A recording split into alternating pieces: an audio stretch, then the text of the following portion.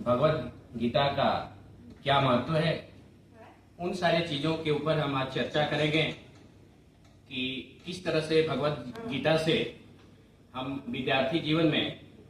उसका उपयोग कर सकते हैं, अपने जीवन में उसका सदुपयोग कर सकते हैं। हम इस संसार में आते हैं जन्म लेकर, और जन्म से लेकर मृत्यु तक हम इस संसार में अपना कर्तव्य निभाते हैं। जो हमारे कि हम शुरू का जो उम्र हमारा है, जो 0 से लेकर जब हम जन्म से लेते हैं और 25 वर्ष की अवस्था में रहते हैं, फिर 25 से 50, फिर 50 से 75 और 75 से 100 वर्षों के जो हमारे जीवन काल अवधि है, वो विभिन्न प्रकार के आश्रमों में विभाजित किया गया है। क्योंकि भगवत गीता में आश्रम व्यवस्था की बात नहीं की गई है, पुरुषार्थ की बात नहीं की गई है, लेकिन हमारे जितने भी धार्मिक ग्रंथ हैं उन धार्मिक ग्रंथों में इनकी बात की गई है कि हमारे 4 आश्रम होते हैं, जैसे ब्रह्मचर्य आश्रम, गृहस्थ आश्रम, वानप्रस्थ आश्रम और संन्यास आश्रम की बात की गई है।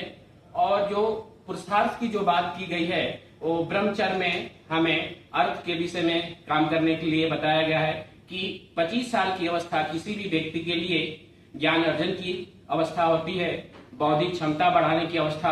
होती है, अध्ययन करने की अवस्था होती है, चिंतन करने की अवस्था होती है, नमन करने की अवस्था हम इस अवधि में सीख लेते हैं।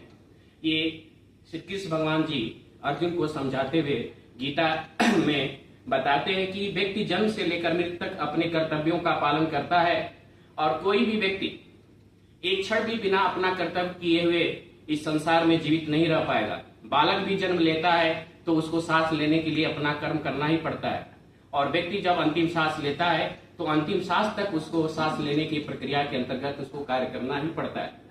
तो जो आप विद्यार्थी लोग हैं, विद्यार्थी लोगों के लिए ब्रह्मचर्य की अवस्था सबसे उत्तम मानी गई है, क्योंकि इस अवस्था में आपका काम ही है केवल अध्ययन करना, बौद्धिक क्षमता को बढ़ाना और चिंतन करना। इस अवस्था के बाद हम गृहस्थ अवस्था आश्रम में आते हैं। गृहस्थ आश्रम ही ऐसा आश्रम है जिसमें हमें अर्थ और काम दोनों की बात की गई है। आपका काम है धर्म के लिए काम करना, अर्थ के लिए काम करना और काम के लिए काम करना। ये चारों आश्रम में जो सबसे उत्तम आपका जो आश्रम है वो आश्रम है गृहस्थ आश्रम। और गृहस्थ आश्रम के बाद जब हम वानप्रस्थ आश्रम की तरफ चलते हैं तो उसमें हमें अपने पारिवारिक जिम्मेदारियों को धीरे कम करते हुए आध्यात्मिक